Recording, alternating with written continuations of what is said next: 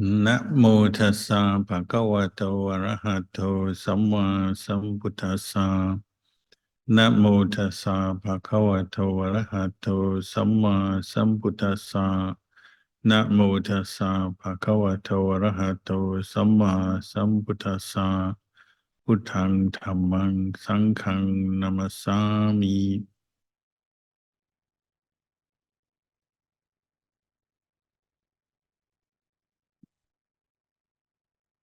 Blessings, good evening.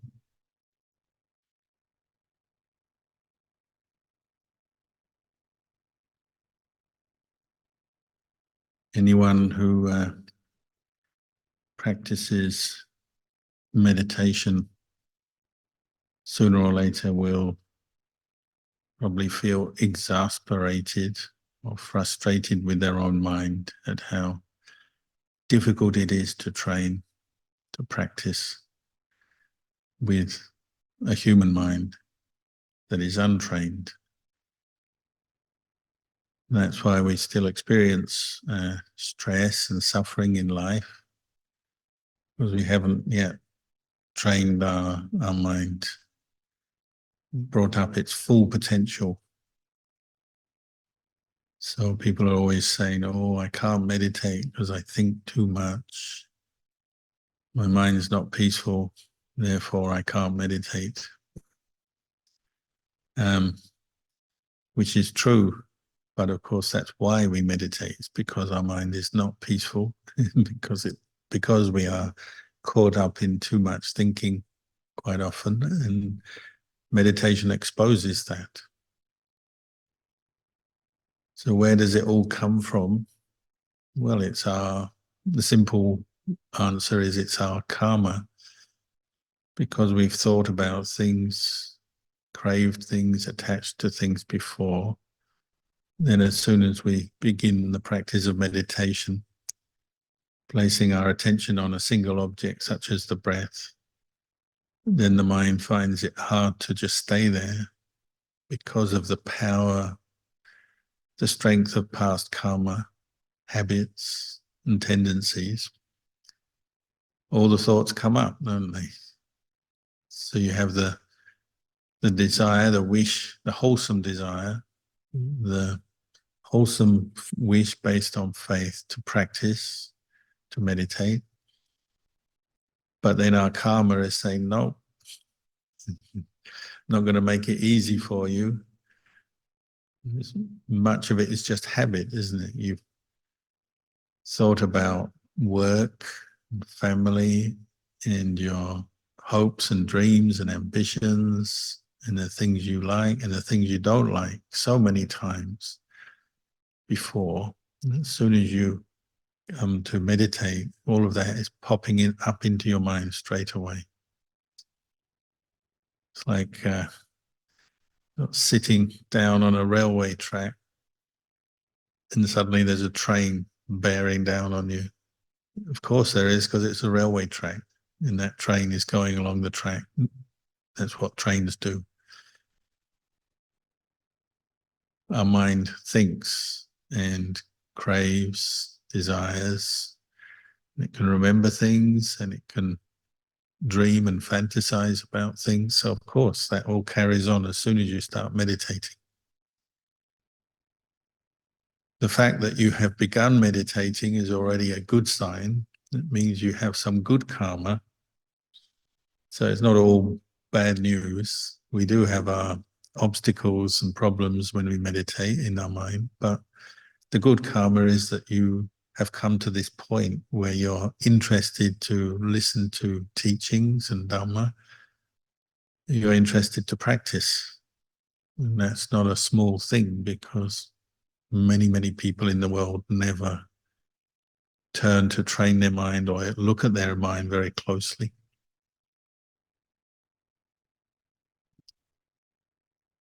So one of the aspects of practicing mindfulness is that we're learning to just pay attention without adding on or creating suffering out of our experience. So it helps us to look at things in a balanced way, and then we can reflect with wisdom on what's going on. So if when you meditate you find you do have a lot of thinking, uncontrollable thoughts coming up, negative thoughts, or you have sleepiness, apathy, you have to reflect on that. I try to establish mindfulness and just accept it. Oh, this is the karma that I am experiencing. Much of the time it's something you're already familiar with, your own habits of mind. So you've seen it before, you know it already. And you have to be very patient with that and trust in the method and in the practice. And reflect, well, this is just old karma coming up, making me think a lot, distracting me from the task of watching the breath, say. So maybe that's the first thing, is just establish a skillful, wise attitude towards your own mental activity and what you're experiencing as you meditate. Sometimes it's painful feelings in the body associated with illness or injury, or maybe even unexplained pain comes up as soon as you start meditating.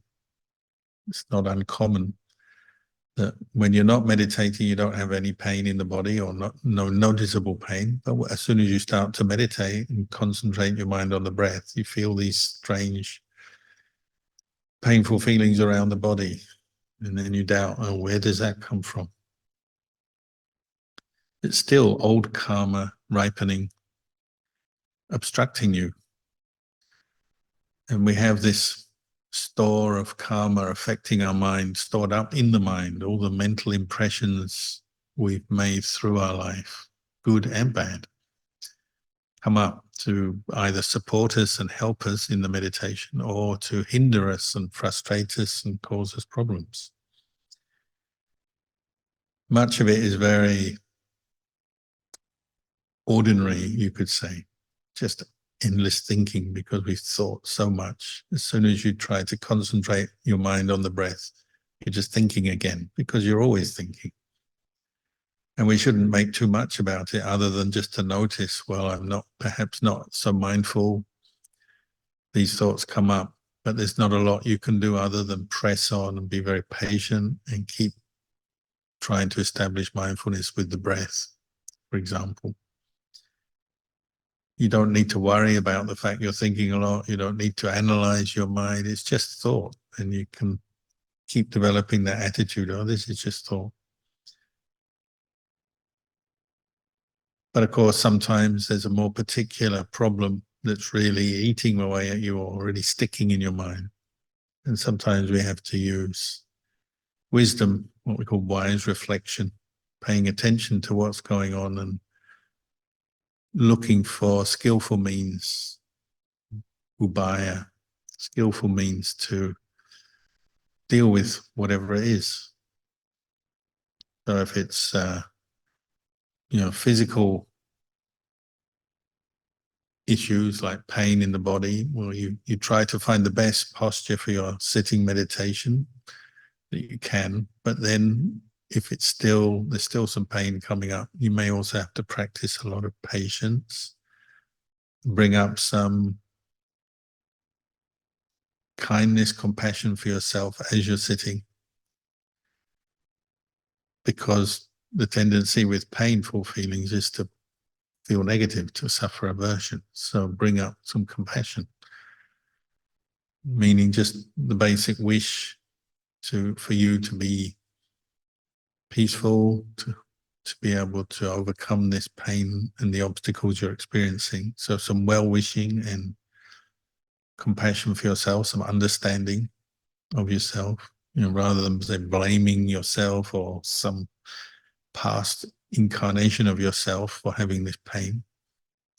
Just accepting it and seeing if there's any way you can work with it and be at peace with the pain if it's not going away. Sometimes when you meditate, pain comes up all the more. Much of our life we're dodging pain by moving around, distracting ourselves, doing different things, talking, looking at our phone and whatever, just to get away from unpleasant feelings in the body, but we don't even notice what we're doing.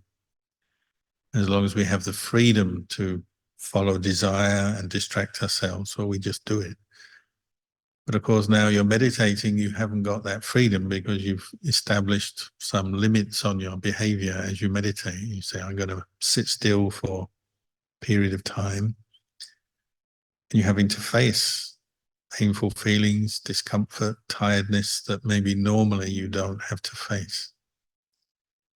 So getting a good positive attitude helps. Bringing up the kindness and compassion helps. The patience. And the reflection, this is karma. At the very least, it's the karma of being born as a human being.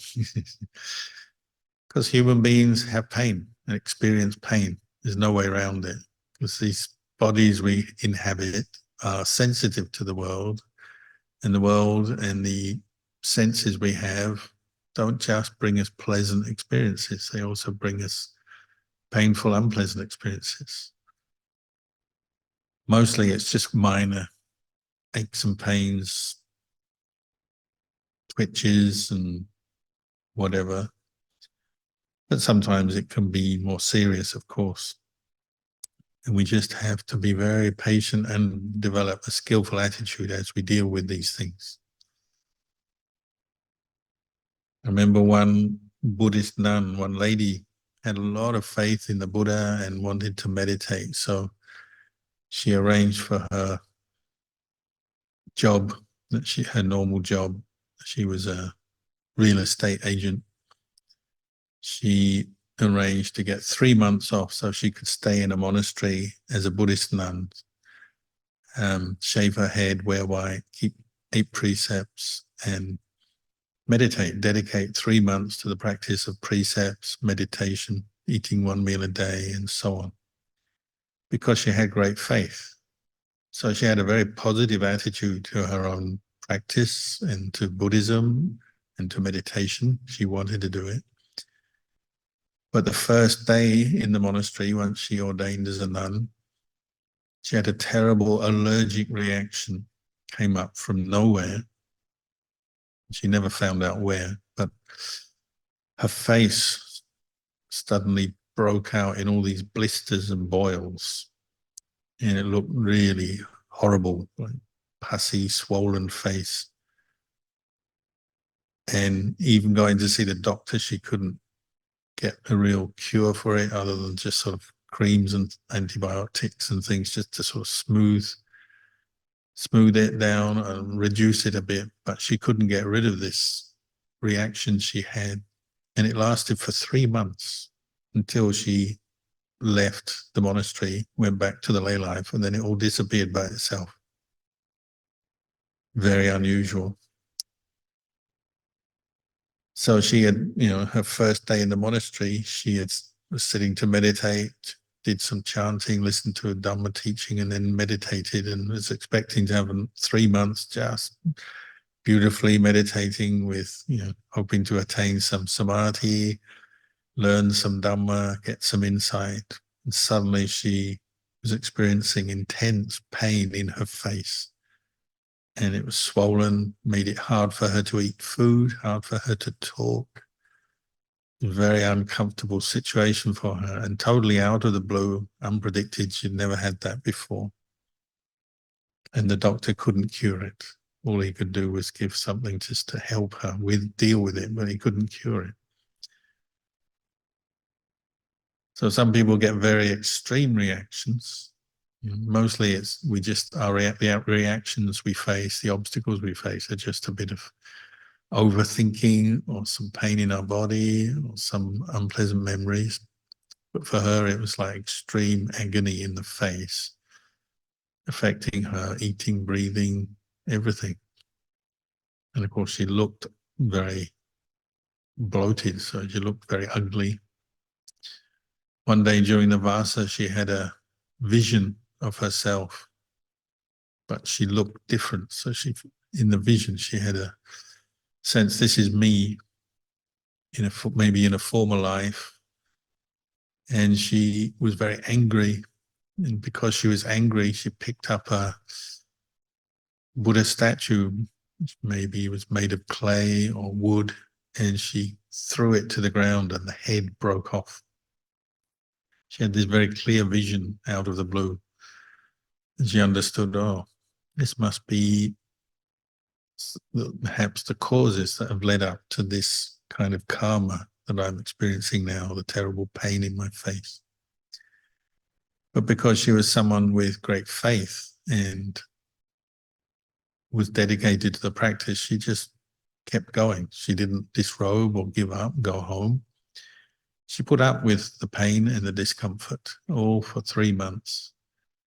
And she said she learned a lot from it. She learned how to be patient with pain, how to let go of her attachment to her body, because the body looked awful, felt awful. How to deal with the disappointment, because she had so many expectations of having a nice retreat, and then this terrible condition had come up to ruin her retreat. But she saw that, all the suffering was really in her mind. She could still meditate, even though it was a little more difficult than before. She still had the teachings that she could practice, that she could keep the precepts, she could keep the discipline of a nun and do all the things she had set out to do. It's just with more obstacles. So she said it was good for her because it helped her to learn how to deal with pain better, be more mindful, not to dwell on it, not to get negative, and then how to deal with disappointment of having to endure this karma. But towards the end of the vasa, the retreat, having this vision of herself breaking a Buddha statue, she felt, well, perhaps this is the cause for my unpleasant situation.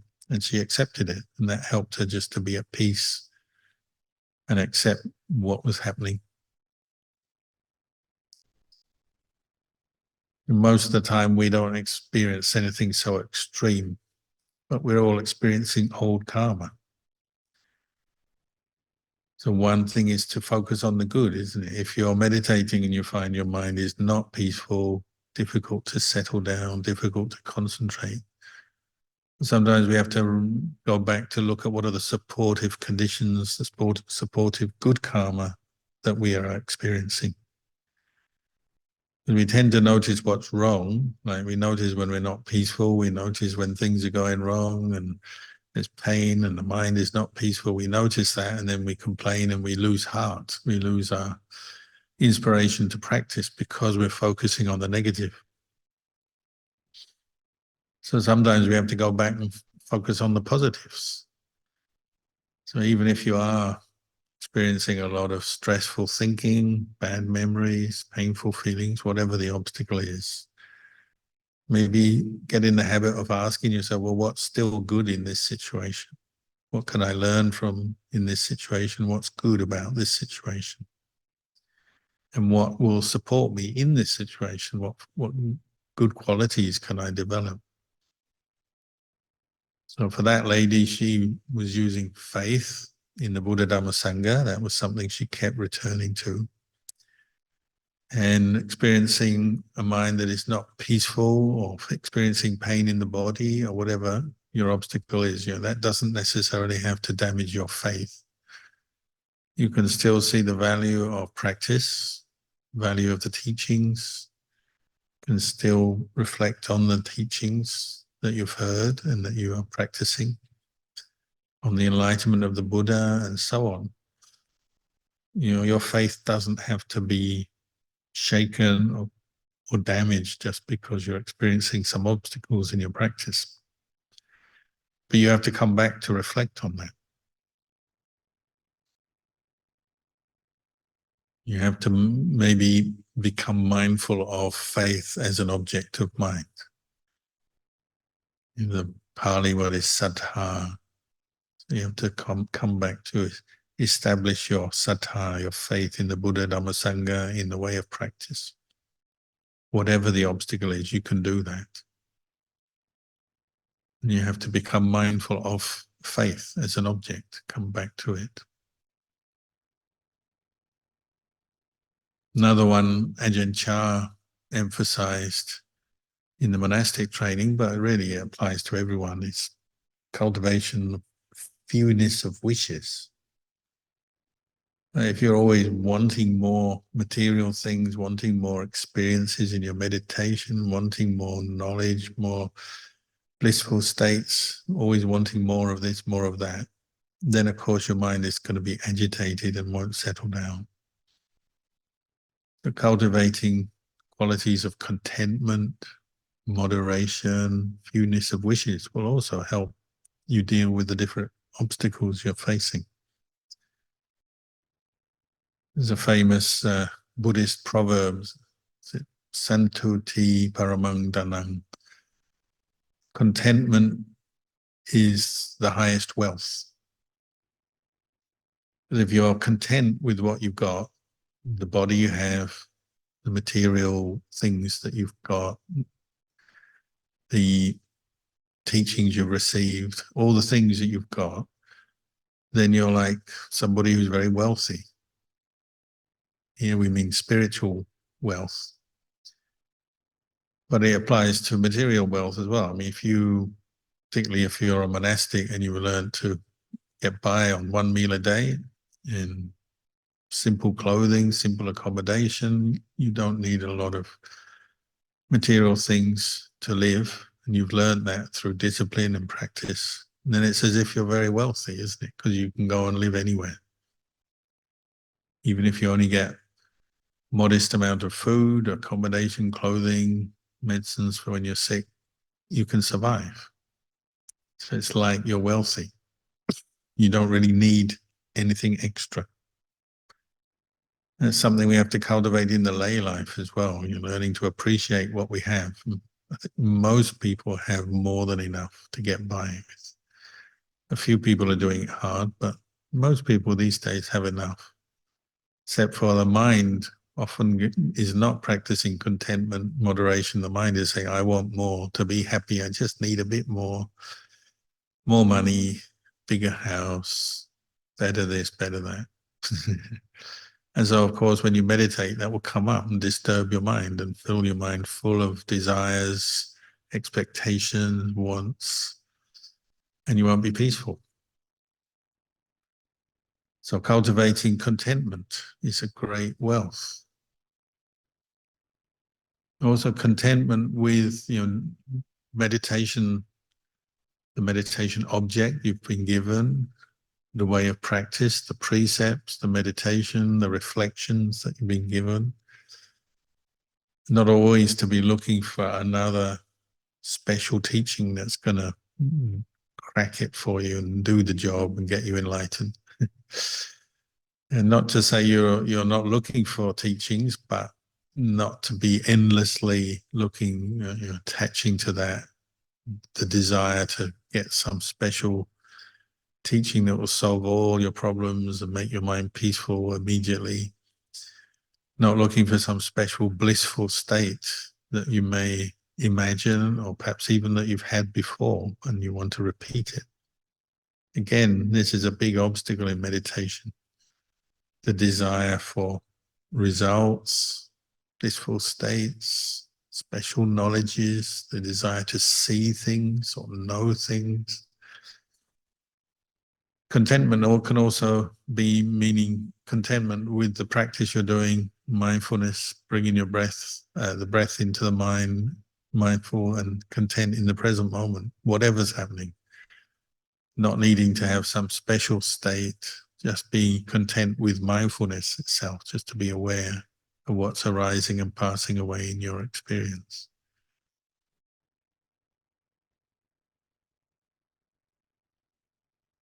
So faith and contentment are very important ground qualities, basic qualities that help you deal with some of the karma that comes up in your mind as you meditate.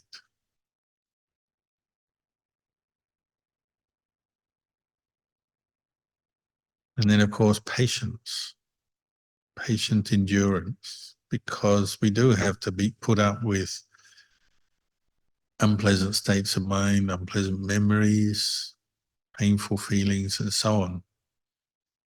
And very few people will not have to practice mindfulness of painful feelings, mindfulness of mental agitation, worry, anguish, frustrated desires, and so on.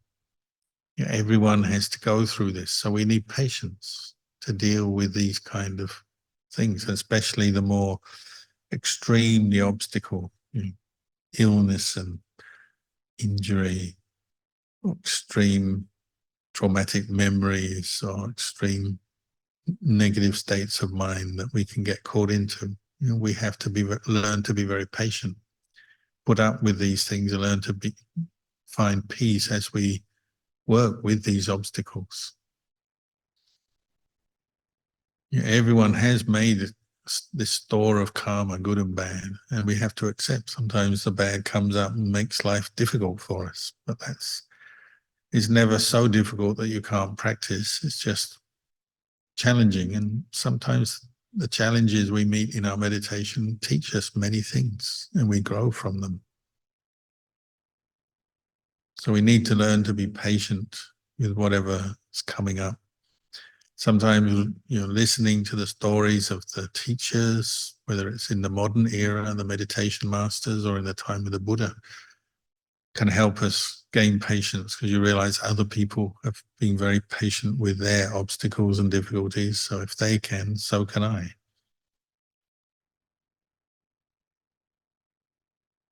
Talking about karma and the obstacles karma brings up for us as we practice always brings me to think of that monk, the one who could never get enough food in the time of the Buddha. What was his name? I think it was Gosaka, if I'm right. Maybe I'm wrong. But anyway, he was a student of Venerable Sariputta. And the story goes he was born with this terrible karma that he was always hungry. His mother could never feed him enough or have him close enough to feed. She actually found that once she had this son, when he was a baby, it brought disaster on the family. The family never had enough food, so in the end the mother gave the baby away. So wherever the baby was, there'd be no food in that village, that region, that family. So he ordained because he became effectively an orphan, his mother abandoned him, he became a novice monk under Venerable Sariputta and later became a fully ordained monk. But as a monk, he never got a bowl full of food wherever he went. There was always some reason his bowl wouldn't be full, and so he'd never get enough to eat. Quite often people would look at his bowl on alms round and they think, oh, he's got a full bowl of food there. It's just a kind of a mirage or a delusion. So they'd stop putting food in his bowl, when in fact the bowl was empty. Or sometimes he'd receive some food, go back to the monastery, and it would just disappear when he got back. Or his bowl would fall over and the food would fall out and get eaten by animals or disappear. So he never got enough food. He had to rely on leftovers from the other monks or scraps. So his whole life, he had great faith in the Buddha and he kept the rules of discipline and tried to meditate properly. But his biggest obstacle was always hungry.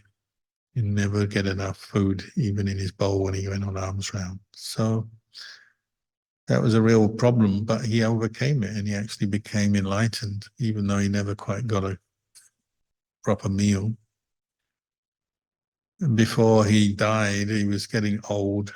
Venerable Sariputta was still alive. He was his preceptor. And he said, oh, this monk has done such a good job. He's always had a life where he didn't quite get enough food, but he's managed to become enlightened, became an arahant. But I want to make sure at least he has some times when he gets enough food as a monk. So I'm the preceptor, my job is I have to make sure my students get food. So I'm going to make sure he gets at least one full meal as a monk.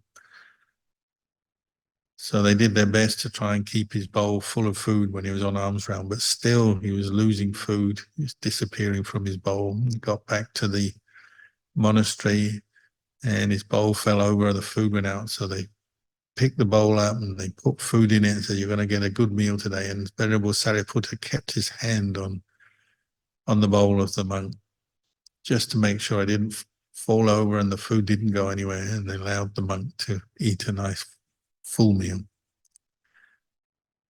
But that was his karma. You could say obstructive karma. The story says that in a previous life he had deprived another monk of food out of jealousy. And so the karma that followed him for many lives was that he himself was always deprived of food. Karma tends to work like that.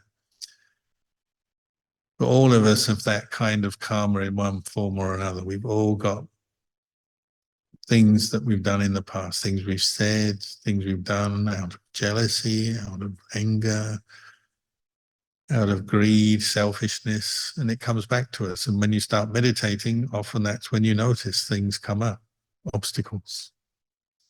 So we need the faith, we need the contentment, we need the patience. We need these different qualities, we need the effort to deal with our own store of negative karma that comes up. We need the patience particularly so that we don't make it worse than it needs to be.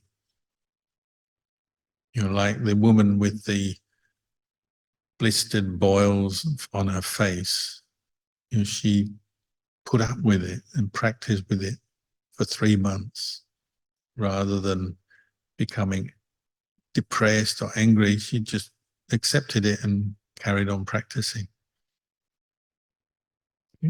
Or like this monk in the time of the Buddha, Sariputta's student, he kept practicing and actually became enlightened, even though he was having trouble, never got a proper meal because he's always finding that he didn't have enough food in his bowl. We have to put up with our distracted states of mind. We have to put up with physical aches and pains, illness, tiredness. We have to put up with other people who criticize us, don't understand us, don't like us. These are the kind of qualities we need to develop: the patience, the faith, the effort, the contentment, so that we can manage our own karma that comes up physically and mentally as we practice. What you'll notice if you are experiencing a lot of unpleasant karma, whether it's thoughts or memories or feelings in the body, what do? We sit there wishing it to go away. Say, I wish I didn't have these aches and pains, or I wish I didn't feel tired, or I wish I didn't have all these unpleasant memories and negative emotions bothering me. And that's not the way of the Dhamma. That's not wise reflection. That's just falling into aversion, or what we call vipawadanha, craving not to become, not to have, not to be, not, or in simple terms, not wanting. That's the way of wrong reflection or unwise reflection, where we start not wanting what we're experiencing and we make it worse. We add on to the suffering. We have to learn not to do that. Try to keep a good attitude, try to bring up the mindfulness and the patience, and then teach ourselves, remind ourselves not to make it worse by complaining. Or sometimes we feel sorry for ourselves, sometimes we get angry, sometimes we blame ourselves. Oh, I've got so much bad karma from last life, I must have been such a bad person, blaming some imaginary self in the last life. Instead of establishing mindfulness and reflecting wisely on what's going on, we tend to make it worse by blaming and complaining. So try to pick up on that habit and don't do it. You're only adding on to things. Everyone has had karma of one sort or another. Everyone has to have obstacles and go through them, whether it's illness, aches and pains, unpleasant memories, distracted states of mind. Everyone has to go through these things. But we have to learn how to depend on these skillful qualities, bring up the patience, the faith, the effort, the contentment. Because out of this is where you'll find your mind can find some peace, even in the midst of all the karma that it's throwing up. If it's something that's physical, you may never get beyond it. Physical illness and injuries and problems with the body, maybe you can never get beyond them, but you can understand them and be at peace with them. Unpleasant memories you might have for your whole lifetime, but you can develop a skillful attitude to them. They don't have to cause you suffering. You can learn to be at peace with them. Negative states of mind, like anger coming up, you can learn how to deal with that skillfully. Every time you just say, I'm not going to indulge this, I'll let it go. You keep the precepts and you practice mindfulness and let the anguish go, the frustrations go. So the way is not to just want to get rid of everything, all the suffering, just get rid of it, destroy the suffering. The way is to learn to be at peace with it and to understand it.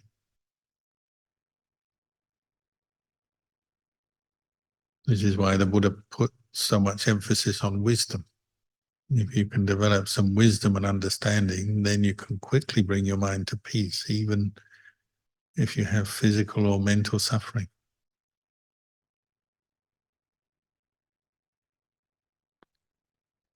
So maybe I've said enough for tonight, and I'll leave the talk there, but afterwards we can have a question and answer session as well. Handemayang Dhamma Kataya Sadhu Karang Dadamase Sadhu Sadhu Sadhu Anumodami